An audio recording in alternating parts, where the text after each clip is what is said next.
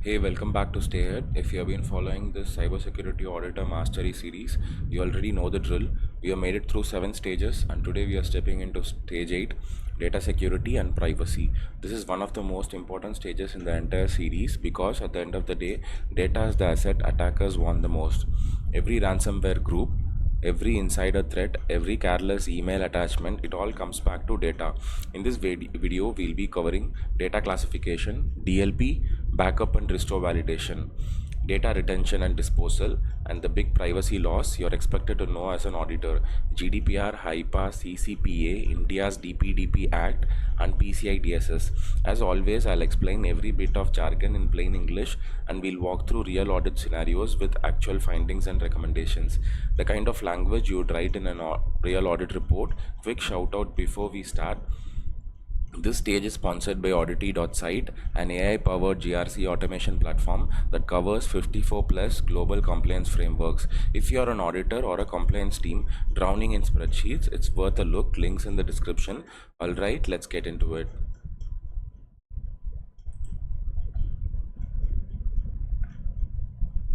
So what you will master in this stage: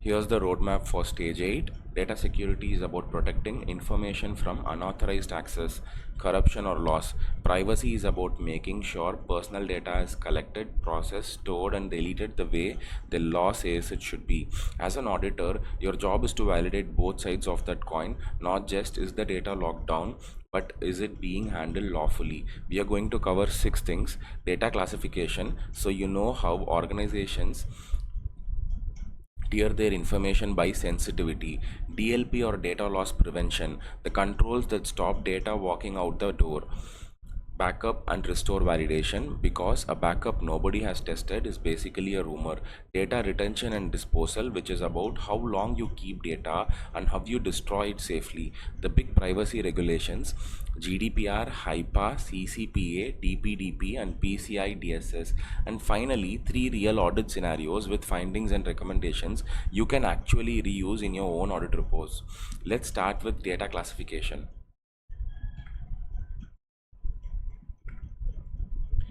Concept 1 of 5: data classification. Data classification is simply categorizing data based on how sensitive it is, so that the right controls get applied to the right information. You don't put the same lock on a public brochure that you put out on a customer's medical record. That would be overkill in one direction and dangerously weak in the other. Most organizations use 4 tiers: public data, no harm if it's disclosed; think marketing material, internal, business only information that isn't meant for outsiders but isn't a disaster if seen; confidential, things like customer data and financials where a leak causes real damage; and highly confidential, PII, PHI, payment data, the crown jewels that trigger legal and regulatory consequences if exposed. Personal identifiable information is PII, and public health information is PHI. Now here's the audit angle, and this is the part that separates a checklist auditor from a real one. First is classification, actually documented and formally approved, not just something someone said once in a meeting. Second are technical and procedural controls mapped to each classification level. In other words, does highly confidential actually mean stronger encryption and access restriction, or is it just a label? And third, this is the one that trips organizations up the most: is sensitive data actually labeled correctly at the point it's created and stored? Policies on paper mean nothing if nobody tags the data in practice.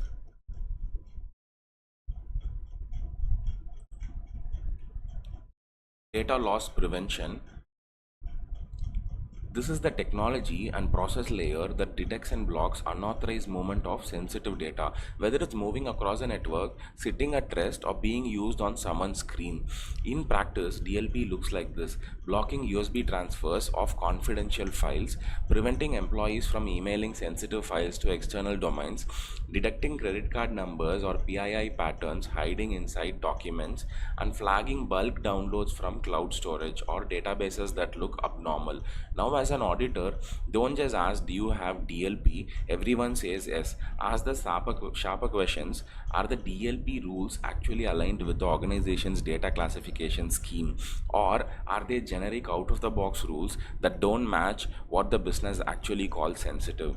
Are DLP alerts actively monitored and triaged by a human, or do they just pile up in a dashboard nobody opens? And are policy exceptions, because there are always exceptions, formally requested, risk assessed, and approved, rather than just quietly granted to whoever complains the loudest? Quick jargon check: DLP is data loss prevention, and PII is personally identifiable information. You'll hear both terms constantly in this domain.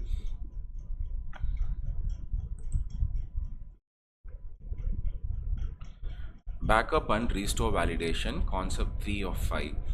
Backups protect against data loss, corruption, and increasingly ransomware. But here's the truth: every auditor needs to internalize a backup that has never been tested is not actually a backup, it's a hope. Let's define the terms. A full backup is a complete copy of all target data at a single point in time. An incremental backup only captures the data that changed since the last backup, which saves time and storage. An immutable backup cannot be altered or deleted. This is your best defense against ransomware, because attackers can't encrypt or wipe what they can't touch. An RTO and RPO, recovery time objective and recovery point objective, tell you how fast you can recover and how much data you would lose in the process measured in time. So what does the audit angle look like here? Are backups actually tested with periodic restore drills, not just scheduled backup jobs that silently succeed or fail? Are backups encrypted both in transit and in rest? And are backups stored offsite or in immutable ransomware resilient storage, so a single compromised system can't take down your entire recovery plan? We'll actually see a real audit scenario about exactly this failure mode in a few minutes.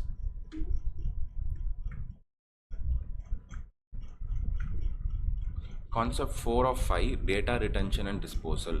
Data retention and disposal is about the full life cycle of information, how long you keep it and how you get rid of it once it's no longer needed.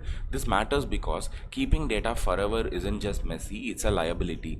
The longer you hold sensitive data past its useful life, the bigger the blast radius if there is a breach. Typical rules look like this. Financial records are often retained for 7 years for regulatory reasons.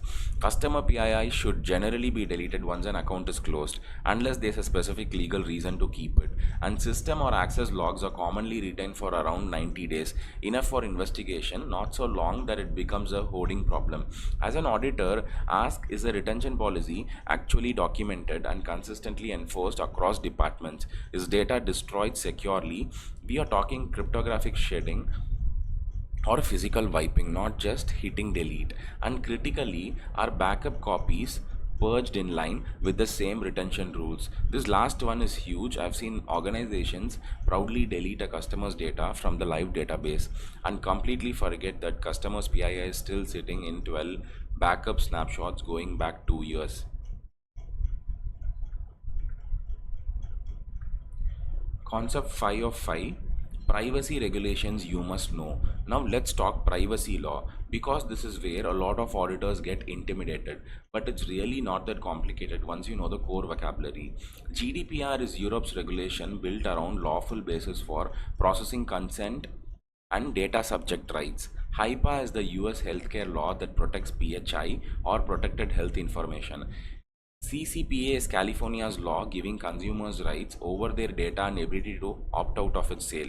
The DPDP Act is India's digital personal data protection law, increasingly relevant if you're auditing companies with Indian operations or Indian customers.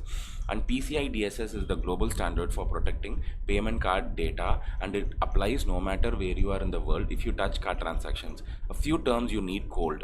PII is personally identifiable information. PHI is protected health information. Consent means documented, informed permission to process someone's data. Data subject rights cover access, correction, and deletion requests. And breach notification is the legal duty to report a data breach within a specific time frame. So the audit angle is personal data being collected and processed on a lawful basis in the first place. Or consent records actually maintained and auditable? Can they produce evidence, not just tell you we ask for consent? And our data subject request access delete correct processed within the legal SLA? For GDPR, that's typically 30 days, and we are about to see exactly what happens when a company misses that.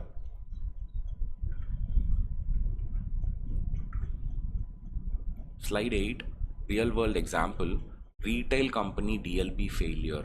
Let's make this real with an actual audit story. You're auditing a retail company that handles customer loyalty program data, names, contact details, purchase history, the works. During your walkthrough, you discover something that should immediately raise a flag. Employees can email spreadsheets containing customer PII straight to their personal Gmail accounts.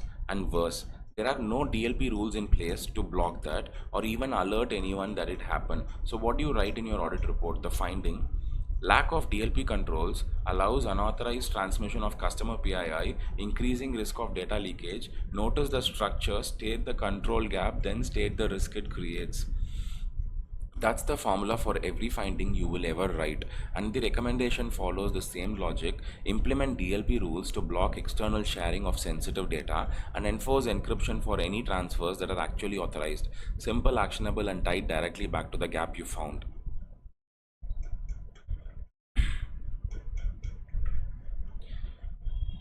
Audit scenario 2, hospital backup not tested. Here's a second scenario, and this one's a little scarier because lives are literally on the line. You're auditing a hospital's patient database backup process, and you request the backup logs along with restore test evidence. Here's what you find: backups exist and they are running on schedule, looks fine on paper, but no restore test has actually been performed in 18 months. And when you dig further, you discover the last restore test that was attempted actually failed because the backup files were corrupted. So on paper, this hospital has backups. In reality, if they had a ransomware attack or a system failure tomorrow, they might not be able to recover a single patient record. The finding: lack of periodic backup restore testing increases risk of data loss and operational disruption. And the recommendation: perform quarterly restore tests and validate backup integrity as a standing operational control, not a one time fix, but something built into the ongoing operating rhythm.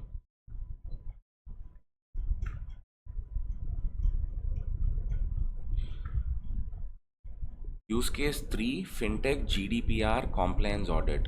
Last scenario, a fintech company tells you confidently we are GDPR compliant. Your job as an auditor is never to just take that at face value, you verify it. So you check their data retention policy, their consent records, and their data subject request logs. Here's what turns up: customer deletion requests are not being processed within the required 30-day window. That's a hard GDPR deadline, not a suggestion. And there's no audit trail showing how or when consent was originally collected from customers in the first place. The finding writes itself: data subject requests are not processed within GDPR timelines, and consent records are incomplete, increasing regulatory non-compliance risk.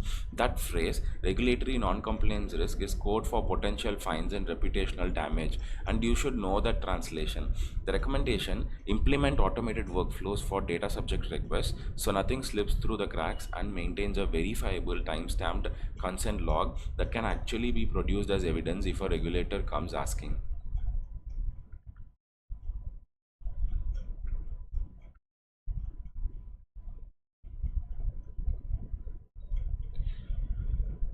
Skills you now have as an auditor. So let's recap what you just added to your auditor toolkit. You can now evaluate data classification frameworks and check whether controls actually map to them. You understand how to assess DLP control design and whether monitoring is actually effective, not just theoretical.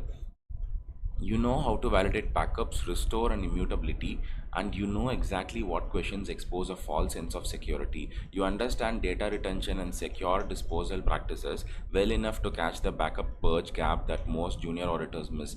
And you now can navigate privacy compliance across GDPR, HIPAA, the DPDP Act, and PCI DSS, knowing the jargon, the deadlines, and the kind of evidence a regulator or a client will actually expect you to ask for. In short, you now understand how data flows through an organization, how it must be protected at every stage, and how to identify the gaps that expose organizations to breaches or regulatory penalties. That's a genuinely valuable skill set, and it's one more stage closer to a complete auditor toolkit.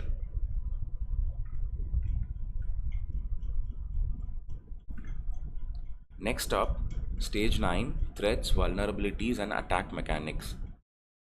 That wraps up stage 8. Next time, in stage 9, we are going on the offensive side of the fence: threats, vulnerabilities, and attack mechanics. We'll cover how malware and ransomware actually operate under the hood, the Maitri attack, the framework that most SOC teams and auditors reference constantly, and the full vulnerability lifecycle from disclosure to exploit chains. And of course, we'll bring it back to real audit scenarios, like validating whether an organization's patching cadence actually matches CVE severity, and checking whether a SOC's incident response readiness holds up under scrutiny. Before you go, if this series is helping you build real audit skills, hit subscribe so you don't miss stage 9, and drop a comment with any real world scenario you want me to break down. And one more time, a big thanks to Oddity.site, the AI powered GRC automation platform, sponsoring this stage, covering 54 plus global compliance frameworks. Links in the description if you want to check it out. This has been Stared. See you in stage 9.